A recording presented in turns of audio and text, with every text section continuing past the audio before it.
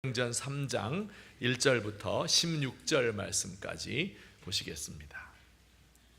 신약성경 190면 사도행전 3장 1절부터 16절입니다. 함께 봉독하시겠습니다. 제9시 기도 시간에 베드로와 요한이 성전에 올라갈새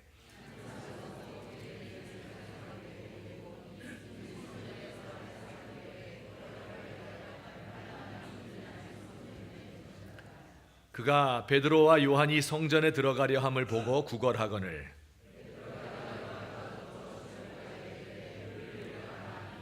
그가 그들에게서 무엇을 얻을까 하여 바라보거늘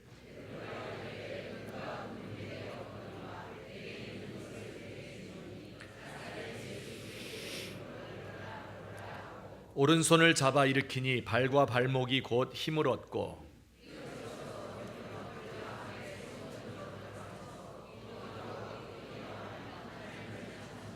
모든 백성이 그 걷는 것과 하나님을 찬송함을 보고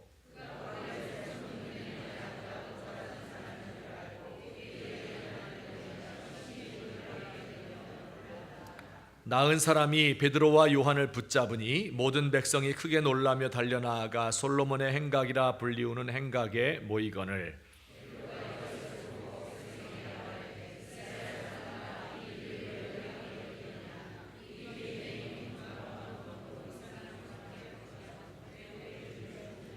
아브라함과 이삭과 야곱의 하나님 곧 우리 조상의 하나님이 그의 종 예수를 영화롭게 하셨느니라. 너희가 그를 넘겨주고 빌라도가 놓아주기로 결의한 것을 너희가 그 앞에서 거부하였으니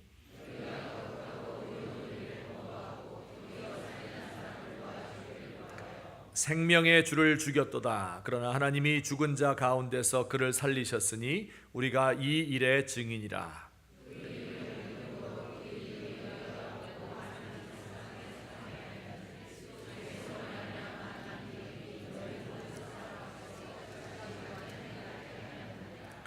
아멘. 오늘 성경 말씀에 나오는 장애인, 나이가 40이 넘은 분입니다. 나면서부터 걸을 수가 없었습니다. 어렸을 적에는 부모가 그를 돌보아 주었겠지만 부모가 죽고 난 후에는 그를 돌볼 사람이 아무도 없습니다. 동네 사람들이 그를 들어다가 성전 앞에 놓아두었습니다. 성전에 드나드는 사람들이 하나님께 예배하러 가니까 하나님께 잘 보이기 위해서 적선을 잘할 것 같죠. 이렇게 구걸하며 살다가 얼마 후에 이제 기력이 쇠하게 되면 아쉬워하는 사람 하나도 없이 죽게 될 것입니다. 아주 비참한 인생이고 아무런 소망이 없는 사람입니다. 그런데 오늘 예수님의 제자들이었던 베드로와 요한이 오후 기도 시간에 성전에 들어가다가 이 사람을 만났습니다. 그리고 그의 손을 잡아서 일으켜 세웠는데 그 유명한 구절이 있잖아요. 우리 6절 말씀 한번 같이 읽겠습니다. 시작. 베드로가 이르되 은과 금은 내게 없거니와 이것을 내게 주노니 나사렛 예수 그리스도의 이름으로 일어나 걸으라 하고 이렇게 말하면서 그를 잡아 일으켰거든요. 그랬더니 그 발과 발목이 힘을 얻고 벌떡 일어섰습니다. 걷기도 하고 뛰기도 하면서 소리 높여 하나님을 찬송했습니다. 정말 놀라운 기적적인 사건이 일어난 것이지요. 모든 설교가 다 어렵겠지만 사도행전을 설교하는 것은 정말 어렵구나 하는 것을 제가 느끼고 있습니다. 초대교회의 모습을 우리가 생각하고 설교하다 보면 자연스럽게 오늘 우리의 교회와 비교하게 됩니다. 제가 우리 교회의 목사로서 초대 예루살렘 교회의 모습과 지금 우리 교회 또 우리 조국 교회의 모습을 비교해 보면 정말 큰 도전이 됩니다. 우리 지난주에도 믿는 사람들이 자기의 재산을 다 팔아서 가난한 사람들에게 주고 유무상통하고 교제하는 이런 모습, 또 기쁨과 순전한 마음으로 음식을 먹는 이런 진정한 그리스도의 공동체가 되는 것을 보면서 우리 마음에 큰 도전을 받았잖아요. 근데 오늘은 더욱더 부담이 되는 말씀입니다. 초대교회 베드로와 요한은 나면서 안진뱅이였던 사람을 예수님의 이름으로 한 번에 일으켰는데 제가 기도하면은 안 일어난단 말이에요. 그래서 그런 권능과 능력은 어디에서 오는 것일까? 이 사람이 이렇게 40세 될 때까지 정말 무능하게 살았었는데, 그가 하나님의 말씀을 듣고 벌떡 일어나서 걸으면서 하나님을 찬미하고 새로운 인생을 살게 되는데, 우리 성도들에게도 그런 일이 일어나야 되지 않겠는가? 이와 같은 역동적인 하나님의 능력의 역사가 일어나는 이런 교회가 되려면 어떻게 해야 될까? 오늘 저와 우리 교회에 무엇이 부족할까 하는 것을 제가 생각을 해보게 됩니다. 오늘 이 말씀을 듣는 저나 여러분이나 마음속에 그런 간절함을 가지고 있으면 좋겠어요. 초대교회에 이런 역사가 일어났는데, 하나님이 그때는 막 활동적으로 살아계셨는데, 지금은 좀 연세가 한 2000년 지나니까 연세 드시다 보니까 이제 힘이 빠지셔서 일을 못 하시는 걸까요?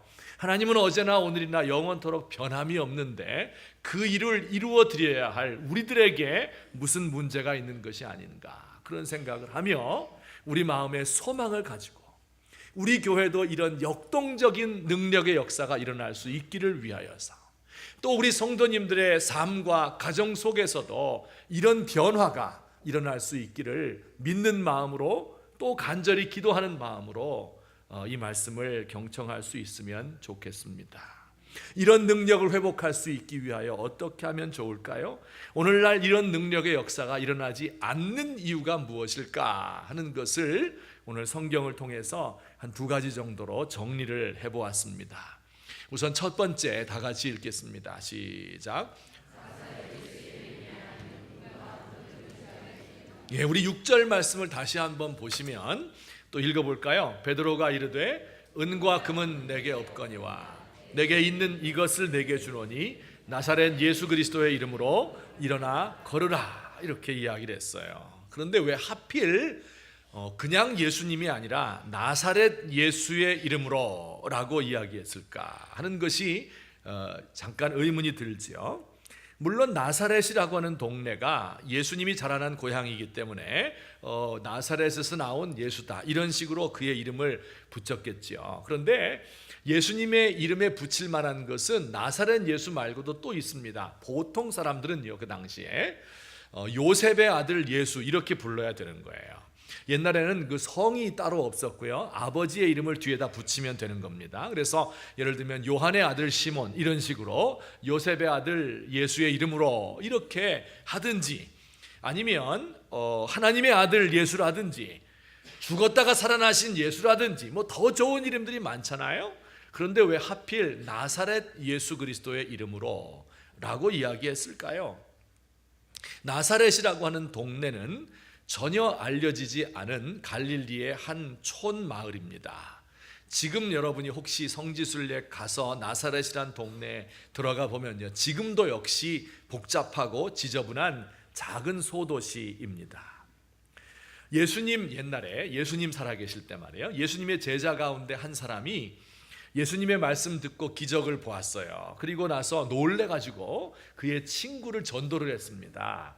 야, 예수님이 이런 분이시야. 그러니까 그에게 나와서 좀 너도 제자가 되어보지 않을래? 그렇게 이야기를 하니까 그의 제자가, 그 친구가 물었어요. 아니, 그런데 그분이 어디 출신이래?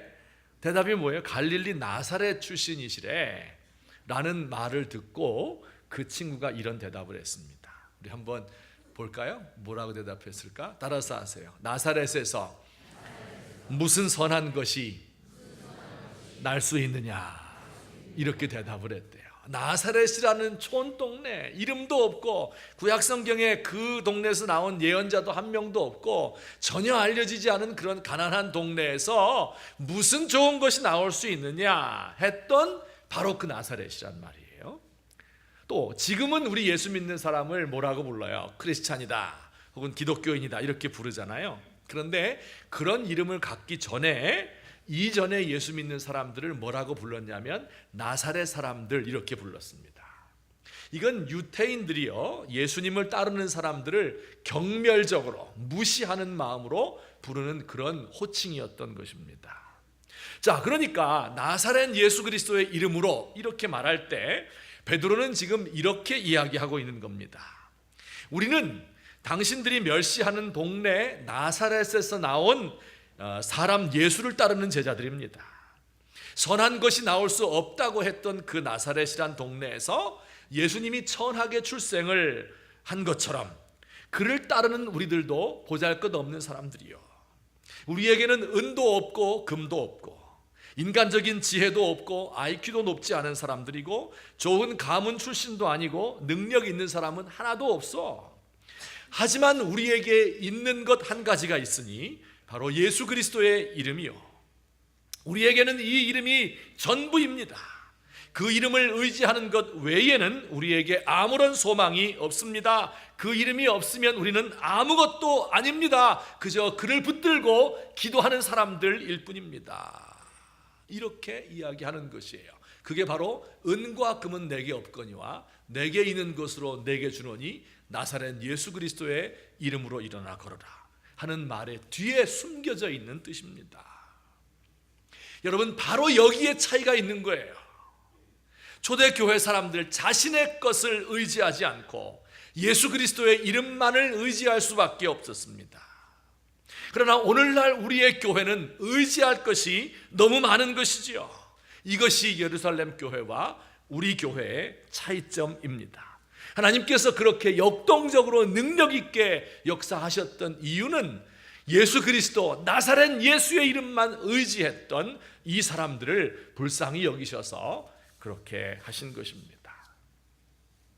중세 최고의 신학자라고 일컬어지는 토마스 아퀴나스라는 사람이 있어요. 13세기 사람인데 이분이 하루는 로마를 방문했습니다.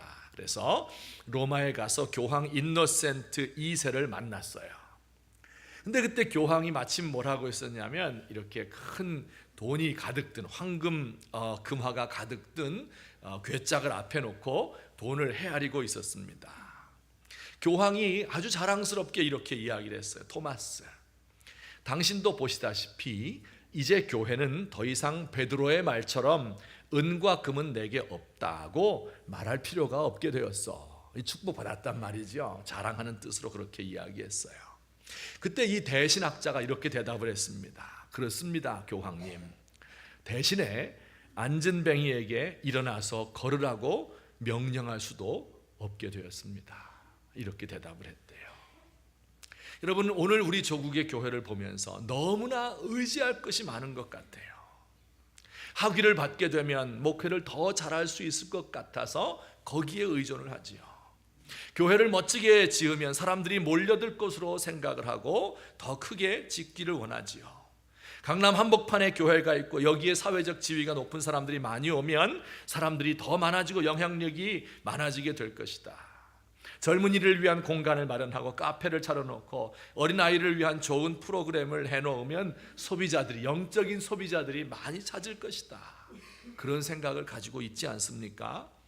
그래서 여러분, 하나님의 말씀을 전하는 것보다 인생의 지혜를 전하는 사람들을 더 좋아합니다. 하나님의 권능보다는 교회의 환경과 사람의 외모를 보고 교회를 선택합니다. 목사를 비롯한 사람들을 판단할 때 그의 거룩함을 보고 판단하는 것이 아니라 그의 인간적인 외모를 보고 이것을 중요한 기준으로 여기고 판단을 하는 그런 교회가 되었다. 그런 이야기예요. 미국의 1980년대 텍사스 지역에 한 큰 교회가 있었습니다. 그런데 그 교회 주차장에서 역사가 일어났습니다. 무슨 역사가 일어났느냐? 5.1이 유전이 터진 겁니다. 와, 놀라운 일이죠. 이렇게 됐으면 얼마나 좋을까요? 우리 교회에서 유자는 그만두고 온천이라도 터지면 참 좋을 것 같아요. 와, 얼마나 좋을까요? 그런데 약간 문제가 생겼어요. 도대체 그 유전은 누구의 소유이고 누구의 재산이냐 하는 문제가 생겨가지고 이렇게 서로 법적으로 설왕설래하다가 최종 판결이 내렸습니다. 그것은 그 전까지 그 교회에 속해 있는 모든 교인들, 왜냐하면 지금까지 다 헌금하고 돈 내서 교회 짓고 이렇게 했을 거 아니에요. 그러니까 지금까지 그 교회의 멤버였던 그 사람들의 공동 소유다, 이렇게 판결을 내렸습니다. 자, 그러면 그 뒤에 그 교회는 어떻게 되었을까요? 아주 잘 됐겠죠. 좋은 일이 많이 일어났겠죠. 그 뒤로 그 교회는 새 신자를 받아들이지 않았습니다. 왜요? 받아들이면 배당금 받아갈까. 그래서 더 이상 받아들이지 않는 그런 교회가 되었다고 합니다. 더 이상 교회가 아니지요. 여러분, 진정한 교회는 은금이 넘쳐나는, 은금이 남아도는 그런 교회가 아니라 이것을 다 써버려서 가난하게 되어버린 교회, 이것이 더 이상 없는 그런 교회가 하나님이 원하시는, 하나님의 능력이 나타나는 그런 교회가 되는 것입니다. 우리 예수 믿으면서 그런 생각 조금 해보셨어요? 동양에 많은 나라들이 있는데 우리나라만 이렇게 복음이 성장하고 왕성하고 큰 교회가 되었잖아요. 이거 좀 이상하죠? 중국, 일본, 인도, 동남아 모든 나라에 복음이 전해졌고 우리나라보다 100년, 200년 전부터 복음이 들어온 나라들도 많아요. 그런데 우리나라 교회만 이렇게 커졌다 하는 것이 참 이상하죠. 몇 가지 중요한 원인이 있겠는데요. 그 중에 제일 핵심적이고 기초가 되는 원인이 있습니다. 그건 뭐냐면 선교사님들이 가지고 있었던 선교 정책이 달랐던 거예요. 어떻게 달랐느냐? 그 당시 이제 두 가지의 선교 정책이 있었는데요. 한 가지는 기독교 문명론이라고 하는 거예요. 이건 뭐냐면 복음화와 더불어 사회 개혁을 동시에 추구해야 한다 하는 사람들이에요. 자, 보세요. 그 당시에 복음을 전하던 나라들은 다 어떤 나라들이었어요? 미국, 영국, 캐나다 이런 선진국들이잖아요. 전부 다. 그리고 복음을 받는 나라들은 다 후진국들이에요. 미국이 우리나라 와서 보니까 어때요? 한국 사람들 미개하고 지저분하고 미신 섬기고 개화가 되지 않고 가난하고 병 걸리고 못 배운 사람들 천지입니다. 자, 그러면 이 미국 선교사들이 볼 때 무슨 생각을 가지겠어요? 자연스럽게 한국 사람들에게 복음 전도도 하지만 또한 동시에 먹을 것도 주고 잘 살 수 있도록 해주고 교육도 시켜주고 병도 고쳐주고 싶겠죠. 그렇죠? 그래서 이 두 가지를 동시에 하자 하는 것이 기독교 문명론이에요. 자, 그 다음에 토착교회론이라고 하는 것은 뭐냐면 그게 아니다. 복음만 전하면 된다. 왜요? 복음만 전하면 그 복음을 믿은 사람들이 그 마음의 변화를 일으키고 그래서 스스로 자신의 운명을 개척하고 문명을 건설해서 잘 사는 나라 될 거야 저절로. 그러니까 선교사가 해야 될 일은 복음만 전하는 것이다. 이렇게 이야기를 했어요. 그래서 이 두 선교 정책이 갈등을 일으키고 막 다투고 있었는데 여러분이 선교사라면 어떤 게 맞을 것 같아요? 어떤 선교 정책이 좋은 것 같습니까? 기독교 문명론, 복음만 전해서 안 돼. 빵도 주고 병원도 주고 다 전해줘야 돼. 이게 좋은 것 같아요? 아니면 복음만 전하면 딴 건 저절로 될 거야. 두 번째 게 좋은 것 같아요? 아주 어려운 질문이 아닐 수가 없어요. 그런데 선교사님들 가운데 우리나라에 온 수백 명의 선교사 가운데 최고의 선교사가 있습니다.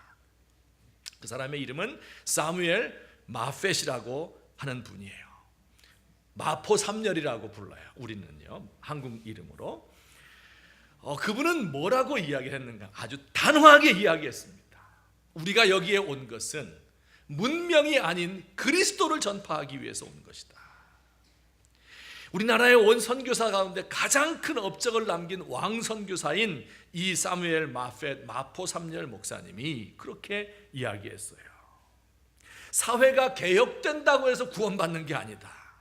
근대화가 이루어져서 잘 살게 한다고 돼서 그게 기독교인 되는 거 아니다. 교육을 열심히 시켜서 중생하는 것은 아니다. 잘못하면 쌀 신자를 만들 위험이 있다. 쌀 신자라는 게 뭘까요? 라이스 빌리버라고 그랬는데 쌀 신자. 교회에서 쌀 주니까 그거 얻어먹으려고 나오는 사람을 쌀 신자라고 불렀던 거예요. 그런 사람 많았어요. 이렇게 되면 안 된다는 거예요. 중요한 것은 복음을 믿는 것이고 그 복음, 예수 그리스도의 이름만 가지게 되면 저절로 잘 살게 되고 저절로 개화가 되고 결국은 그 교회가 든든하게 서게 될 것이다. 아멘. 이렇게 믿었어요. 이분이 마포 삼열 목사님.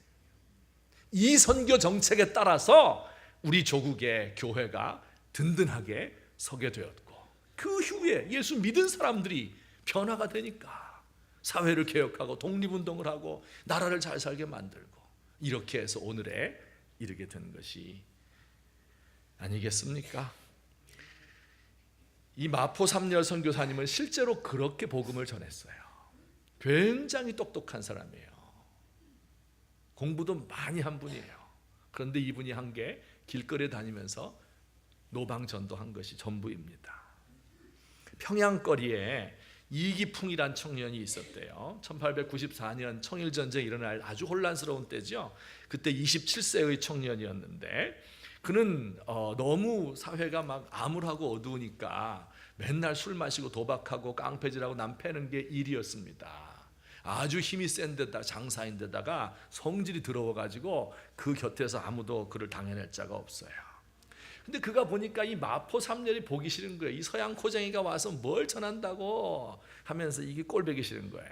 그래서 하루는 장터에서 복음을 전하는 이 마포 삼열 이분에게 말이지 어떻게 할까 하다가 술이 이만큼 취해서 이 큰 돌 하나를 집어가지고 이걸 던졌습니다. 이게 선교사님 턱에 정통으로 맞았습니다.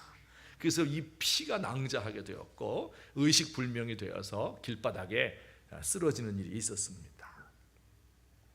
그런데 그를 넘어뜨리고 돌아가는 이 이기풍의 마음 속에 이상한 느낌이 드는 거예요. 지금까지는 내가 승리자다, 강한 자다, 자기 도취에 빠져 살았거든요. 근데 그게 패배의식으로 바뀌는 거예요. 내가 왜 이런 식으로 살아야 되나. 얼마 후에 청일전쟁이 터져서 평양이 순식간에 불바다가 되고 수백 구의 시체가 막 늘어서 있는 것을 그가 목격을 했습니다. 얼른 도망가서 선잠이 들었는데 꿈속에 기풍아 기풍아 왜 나를 미워하느냐 하는 음성이 가냘프게 들렸습니다. 놀라서 눈을 뜨고 살펴보았는데 아무도 보이지 않습니다. 일찍이 눈물이라는 걸 몰랐어요. 사나이가 무슨 눈물을 흘리냐. 그런데 이 이기풍의 눈에서 눈물이 하염없이 흘러내리고 있었어요. 마포 삼열 목사님을 찾아가서 내가 돌 던진 사람입니다. 턱에 상처를 입혔습니다. 백배사죄를 했습니다.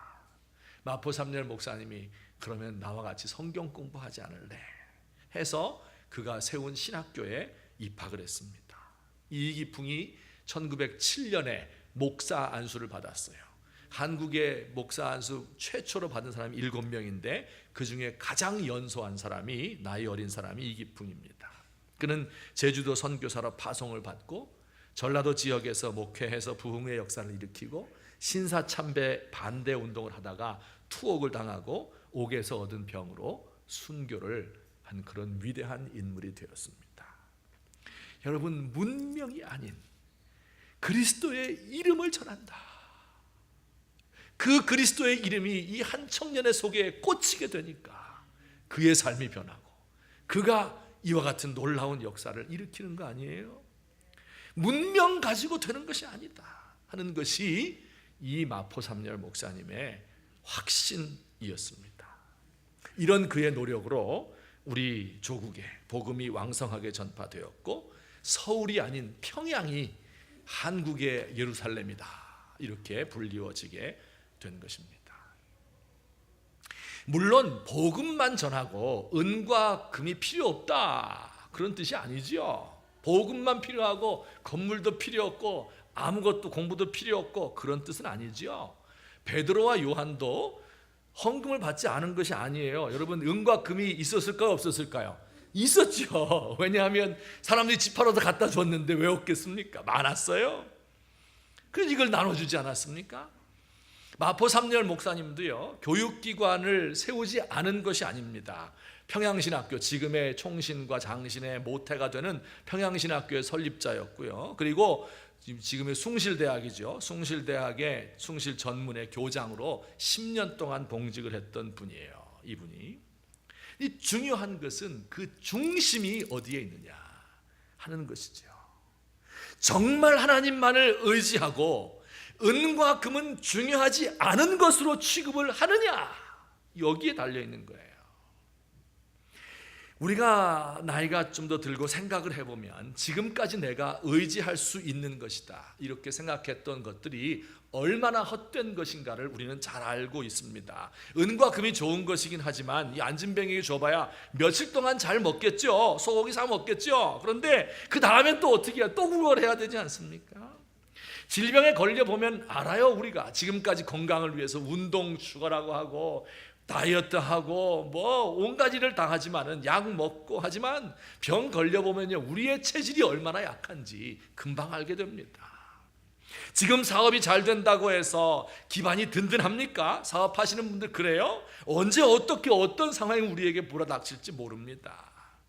때로 우리가 한순간에 억울한 일 당하는 사람을 보면서 우리는 그렇게 되지 않은 것을 감사하고 저 사람 참 안 됐다 그렇게 생각을 하지만 다음 순간에 내가 그 위치에 있을 수 있다는 것을 알아야 돼요. 죄 짓고 고난당하는 사람을 보면서 혀를 차고 야 어떻게 하다가 그 지경이 되었냐 하면서 책망을 하죠. 그러나 나도 죄에 노출되어 있고 언제든지 유혹에 넘어가서 한 방에 훅 갈 수 있는 존재다 하는 것을 왜 모르냔 말이에요. 의지할 것이 내 의지력이 아니에요. 여러분, 요즘에 우리가 깨닫지 않습니까? 우리가 너무 오랜 세월 동안 전쟁이 없는 평화로운 세대에 살았기 때문에 이 평화가 너무 당연한 것으로 우리에게 주어져 있다고 생각을 하지만 알고 보니까 그 평화가 얼마나 취약한 기반 위에 놓여 있는 것인가. 그 젊은 김정은이 한 번 오판에서 단추를 누르면 지난 60년 동안 우리가 피땀 흘려 쌓아왔던 그 모든 동산과 부동산이 한꺼번에 날아가고 우리는 다시 6.25 전쟁 이후의 혼란기로 들어갈 수밖에 없다 하는 것을 우리 잘 알고 있습니다. 한 주간 동안 이 말씀을 묵상하면서 이 찬송이 저절로 떠올랐어요. 세월 지나갈수록 의지할 것뿐일세 무슨 일을 만나도 예수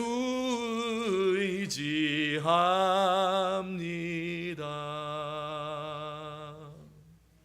젊었을 때 힘이 있을 때는 내 능력과 지혜를 의지하고 내가 가진 것들을 많이 중요하다고 생각을 했어요. 근데 세월이 지나가면 갈수록 이런 것들이 다 의미가 없는 것이구나 하는 것을 알게 됩니다. 여러분, 이렇게 고백만 하는 것이 아니지요. 때로 하나님께서 우리에게 우리가 가진 것들을 요구할 때가 있어요. 무너질 때가 있단 말이에요. 실패할 때가 있어요. 그때 낙심하지 마세요. 그때 기쁘게 흔연하게 주신 이도 여호와시요 가져가신 이도 여호와시니 그의 이름이 찬송을 받으실 것입니다 하며 그에게 바쳐드리는 거예요.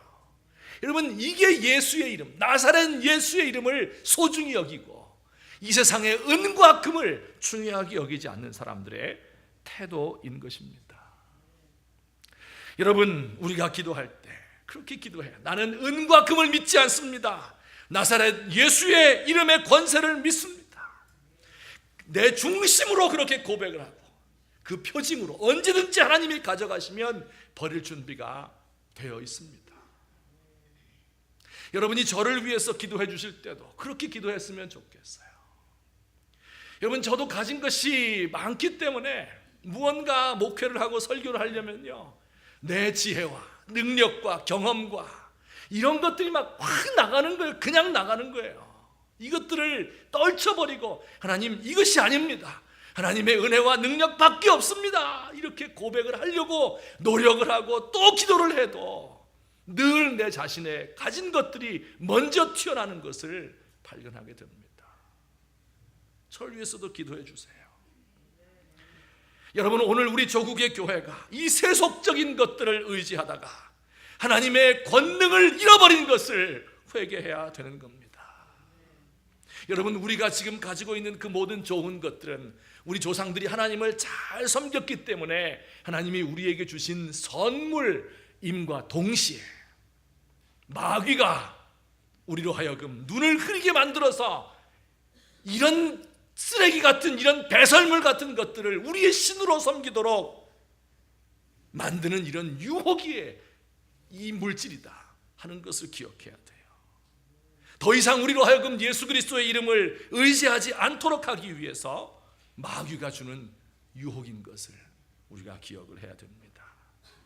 오늘 이 말씀을 듣는 저와 여러분 가운데 그런 결심이 크게 일어났으면 좋겠습니다. 하나님, 제가 우리 주님 나사렛 예수 그리스도, 나를 위해 십자가에 죽으시고 부활의 권능을 가지시고 온 세상을 앉아서 다스리시는 그분의 이름을 가지고 세상을 힘있게 살아나가고 세상을 승리하고 역동적인 주의 역사를 이 땅 위에 펼쳐나가기 원합니다. 고백하는 저와 여러분 되기를 예수님의 이름으로 축원합니다. 두 번째, 간단히 한 가지만 더 말씀드리고 맺도록 하겠습니다. 무엇이 우리로 하여금 하나님의 권능의 역사를 막고 있는가? 두 번째, 시작.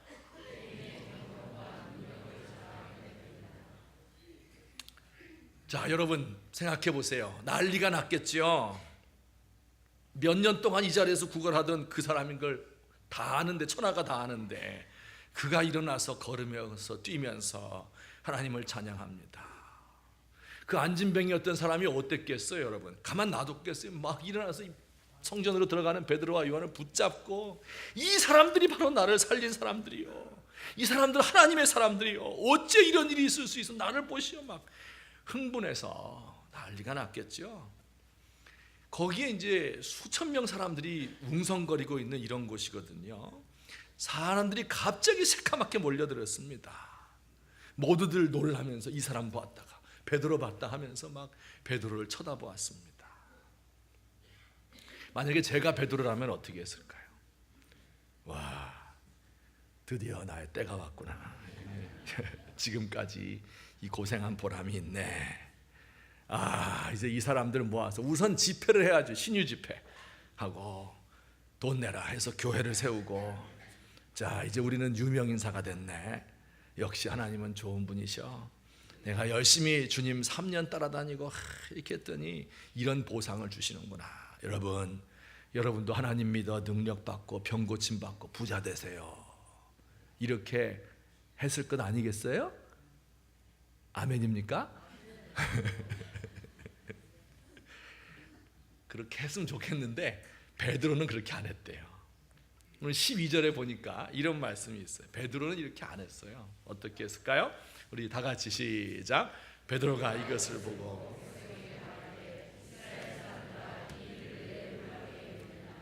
우리 개인의 권능과 경건으로 이 사람을 걷게 한 것처럼 왜 우리를 주목하느냐? 우리 개인의 경건과 능력으로 이 사람을 걷게 한 것처럼 왜 우리를 주목하느냐? 왜 우리를 주목하느냐? 주목한다는 말은요, 열중해서 응시해서 보는 거예요. 와, 대단한 사람들이다. 존경하고 숭배하는 마음으로 그를 쳐다보는, 선망하는 마음으로 보는 겁니다. 이걸 주목해 본다. 우리를 왜 보느냐? 그럼 뭘 봐야 돼요? 16절 말씀 다 같이. 그 이름을 믿음으로 그 이름이 너희가 보고 아는 이 사람을 성하게 하였으니, 그 이름, 무슨 이름이에요? 나사렛 예수 그리스도의 이름. 그분을 주목해서 봐야지 왜 우리를 보느냐? 이렇게 이야기를 했습니다. 여기에 두 번째 답이 있어요. 왜 오늘날 하나님의 권능의 역사가 나타나지 않습니까? 나타나긴 했었는데 그걸 가지고 자기들의 이름을 높이기 때문에 그렇습니다. 하나님의 영광보다 사람의 영광을 더 소중한 것으로 생각하기 때문에 그렇습니다. 하나님이 한 번 속지 두 번 속겠어요? 한 번 능력을 주어서 일하겠는데 그걸로 내 이름을 다 높이는데 써버리니까 더 이상 필요 없다. 나타나지 않는 겁니다. 근데 좀 우리 생각을 해봐요. 좀 이상하죠. 12절에 보면 우리 개인의 권능과 경건으로 이 사람을 걷게 한 것이 아니다, 이렇게 말을 했는데, 근데 성경 다른 곳에 보면요, 경건의 능력, 이런 표현을 여러분 기억하십니까? 제가 한두 번 설교도 했어요. 경건의 모양만 있으면 안 되고 뭐가 있어야 돼요? 경건의 능력이 있어야 된다고 이야기를 했죠. 경건의 능력이란 게 뭡니까? 마치 피아노를 계속 치면 피아노 치는 실력이 늘고 능력이 되잖아요. 축구를 많이 연습하면 근육이 단련되고 공 차는 능력이 향상되잖아요. 근데 경건도 똑같다는 거예요. 성경 열심히 읽고 묵상하고 기도하고 간절히 기도하고 금식하고 철회하고 이렇게 하면 어떻게 돼요? 경건의 능력이 생기는 겁니다. 자, 근데 경건의 능력이 생긴다고 이야기를 했는데 지금 베드로는 뭐라 그랬어요? 우리의 경건과 우리의 능력으로 한 것이 아니다 라고 이야기를 했잖아요. 여러분, 경건의 능력이라는 게 도대체 있는 거예요? 없는 거예요? 성경 어떤 곳에 보면 있다고 이야기해요. 기도 많이 하면 성령의 능력 받죠. 은사가 나타나고 병 고치고 귀신 쫓아내죠. 경건 훈련하지 않은 사람은 귀신 들린 사람 보면 다 도망가지요, 무서워서. 근데 이 능력 있는 사람이 있거든요. 그러니 능력이 있는 겁니까?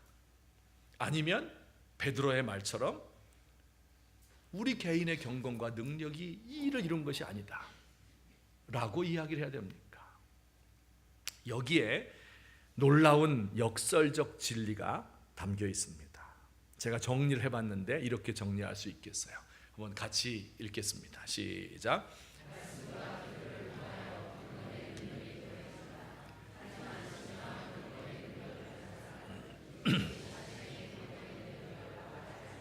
네, 말씀과 기도를 통하여 경건의 능력이 더해지는 거 맞습니다.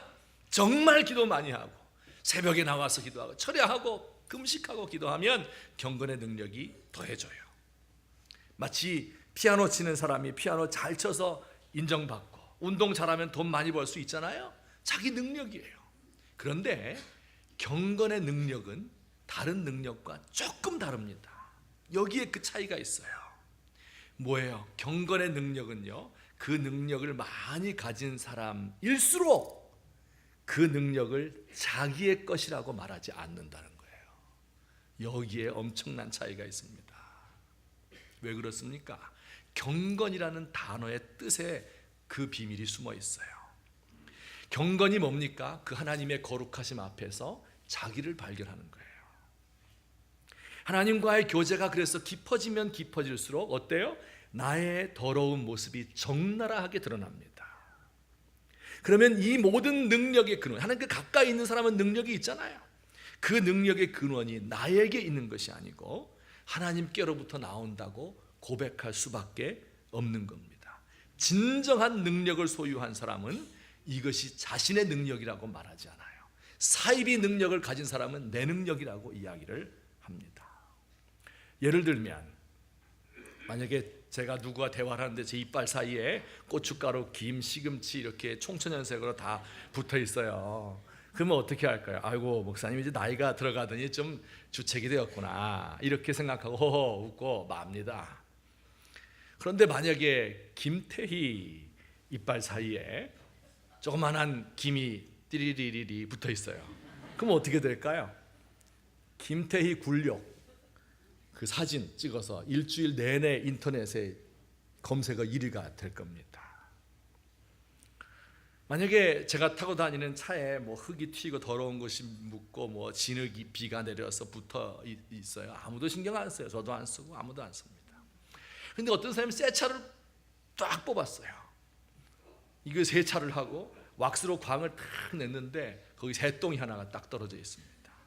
그러면 그 새똥이 제 차에 붙어있는 사람 똥보다 더 큰 것으로 보이게 되는 것이죠. 무슨 이야기입니까? 하나님께 가까이 가는 사람일수록, 깨끗한 사람일수록 자기 죄가 더 커 보여요. 이게 경건의 비밀이라고 하는 겁니다. 진짜 기도 많이 하는 사람은 자신의 기도를 자랑하지 않습니다. 왜요? 기도 시간이라고 하는 것을 통해서 기도의 정의가 나는 무익한 종입니다 하고 주님께 자기의 죄를 내려놓는 시간이기 때문에 그래요. 성경을 많이 읽은 사람은 내가 성경 많이 읽었다고 자랑하지 않습니다. 왜요? 성경의 가르침은 처음부터 끝까지 겸손이기 때문에 그렇습니다. 기도 좀 한다고 해서 다른 사람을 판단하는 사람은 영적인 교만에 빠진 사람, 구제불능인 사람입니다. 진정으로 주의 일을 위해서 봉사하는 사람은요, 내 봉사가 얼마나 하찮은 것인 줄을 알기 때문에 자기 이름이 드러나는 것을 그냥 처세술로 아유 겸손한 이런 게 아니라 정말로 부끄러워하게 마련입니다. 여러분, 오늘날 우리 하나님께서 주신 이 놀라우신 은혜를 가지고 우리가 세속적인 영광을 취하게 되고 그 야망을 비전이라는 이름으로 포장을 하게 될 때 더 이상 경건의 능력은 나타나지 않습니다.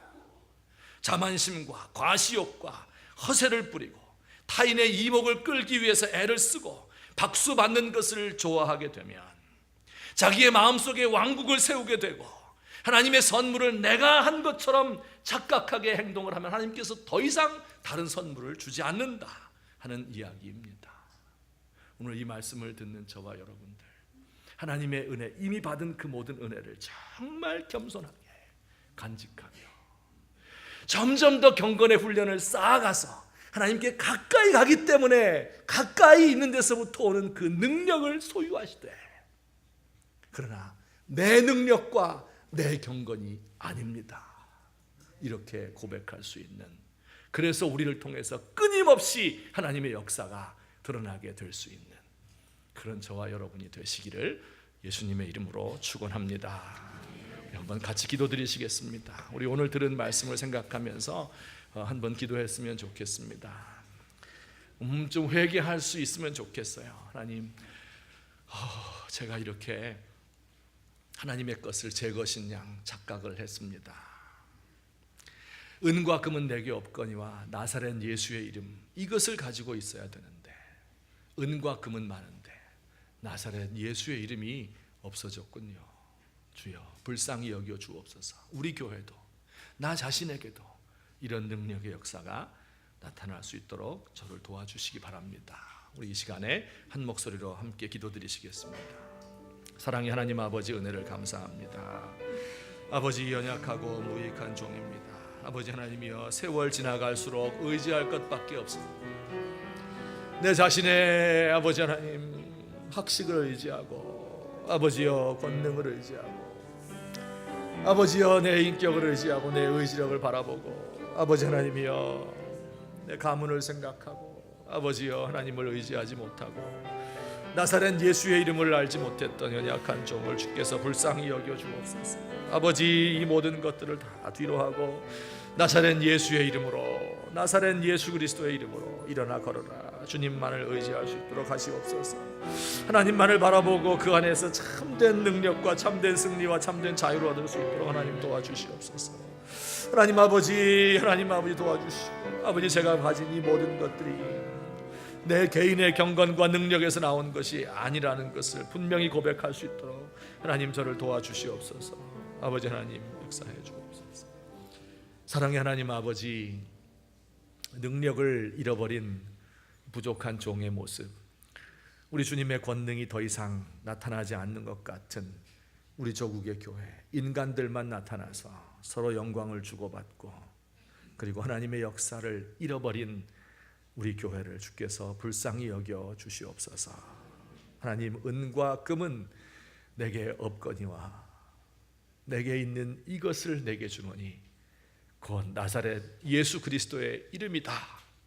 담대하게 이야기하며 권능을 행할 수 있는 우리가 되도록 하나님 도와주옵소서. 우리 개인의 권능과 경건으로 이 일을 한 것이 아니요 하나님의 은혜를 의지하여 행하는 것임을 늘 기억할 수 있도록 주여 우리 가운데 함께하여 주시옵소서. 예수님의 이름으로 기도하옵나이다. 아멘. 오늘 이 시간 우리 헌금송은요 참 귀한 분을 모셨습니다. 우리 테너 신동원 선생님인데, 우리 한 1년쯤 전에 우리 교회에서 특송을 해주신 적이 있습니다. 다시 이제 오페라를 위해서 한국에 방문했는데 오늘 이 시간에 찬송을 불러 주시겠습니다. 우리 함께 하나님을 높이고 찬송할 수 있으면 좋겠습니다. 반주로는 우리 조성주 선생님께서 수고해 주시겠습니다.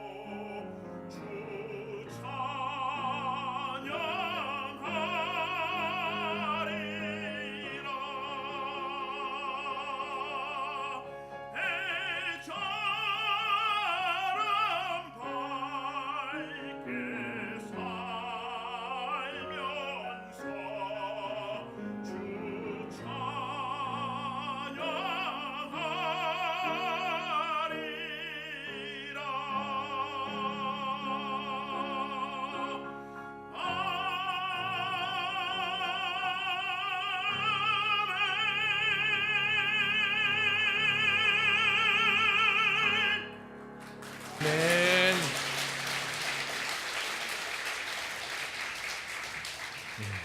정말 귀한 찬양 감사합니다. 지금껏 우리가 산 것도 하나님의 은혜인데 앞으로 남은 생도 또 천국에 가서도 예수님의 이름만 부르며 살겠습니다. 우리 이 시간에 시간이 좀 갔지만 함께 합심해서 기도하는 시간을 가졌으면 좋겠어요. 우리 조국과 민족을 생각하며 기도합시다.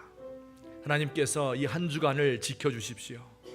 4월 15일 내일이 아주 고비라고 하는데 하나님이 우리를 불쌍히 여겨주세요. 여러분, 이와 같은 세계사적인 변동들은요, 우리 사람의 노력이나 정책이나 결정이나 그런 것에 의해서 움직여지는 게 아니에요. 하나님이 우리의 삶을 바꾸시고 우리 나라를 붙들어주지 않으면 안 됩니다. 하나님은요, 의로운 사람들, 기도하는 사람들, 그들의 기도를 들으시고 세상을 움직이십니다. 우리 이 민족을 주께서 불쌍히 여겨 주시옵소서. 우리 같이 한 목소리로 기도드리겠습니다.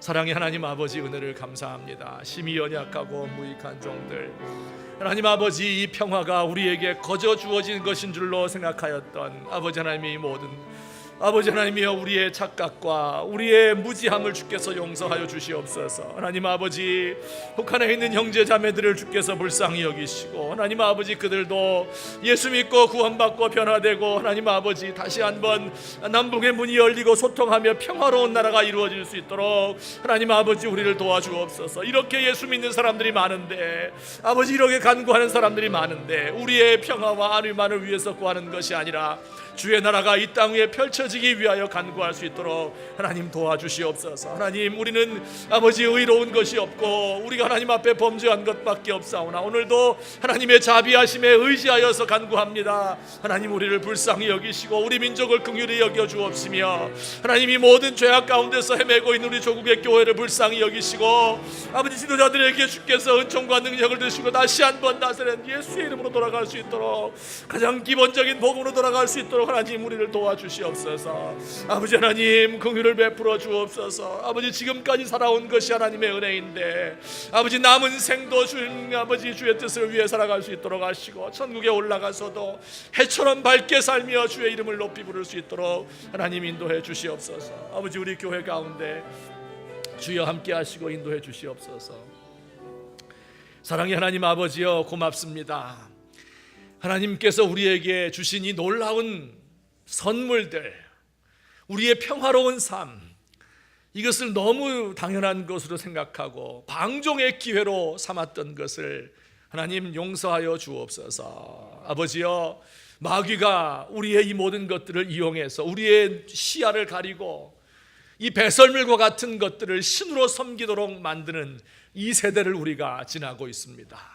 하나님이여, 우리 조국의 기독교를 주께서 불쌍히 여기시고 아버지, 앞장서서 나가는 모든 주의 종들에게 은혜를 베푸시며 하나님 아버지, 판단력을 허락해 주옵시고 다시 한번 문명이 아닌 그리스도에게로, 은과 금이 아닌 나사렛 예수 그리스도에게로 우리의 시선을 집중할 수 있도록 하나님 도와주옵소서. 사람들의 지혜와 학식과 재물과 건물과 또 우리의 모든 쌓아놓은 업적과 경험을 의존하는 이런 어리석음을 범치 않도록 하시고 우리의 개인의 경건과 능력에서부터 나오는 것이 아니라 우리가 믿는 예수 그리스도의 이름에서 이 모든 것이 나왔다는 사실을 분명히 알 수 있도록 하나님, 우리의 눈을 열어 주시옵소서. 이 민족을 주께서 불쌍히 여기시고 이 한 주간 동안 우리 하나님, 우리 가운데 역사하여 주옵시며 저 북에 있는 우리의 동포들, 형제 자매들, 그들도 예수 믿고 구원받고 변화되고 소통하며 새롭게 되며 평화가 이 땅에 정착될 수 있도록 주여 우리를 도와 주시옵소서. 오 하나님, 오늘도 주 앞에 나와 예배하며 예물 드린 모든 주의 권속들을 주께서 함께 하시며 하나님께서 각 사람의 필요에 따라서 은혜로 날마다 쓸 것을 공급하여 주시옵소서. 이제는 우리 주 예수 그리스도의 은혜와 하나님 아버지의 사랑과 성령님의 교통하심이 오늘 주 앞에 나와 경배하며 우리의 잘못과 죄악으로 인하여서, 우리의 오만으로 인하여서 하나님의 역사와 그 능력을 가리게 된 것을 회개하는 마음으로, 그러나 우리가 다시 한번 주의 이름을 의지할 때에 나사렛 예수 그리스도의 이름으로 모든 질병이 떠나가고 문제가 해결되고 주의 역사가 일어날 것을 믿는 마음으로 주 앞에 나온 사랑하는 주의 백성들 머리 위에 이제부터 영원토록 함께 계실지어다. 아멘.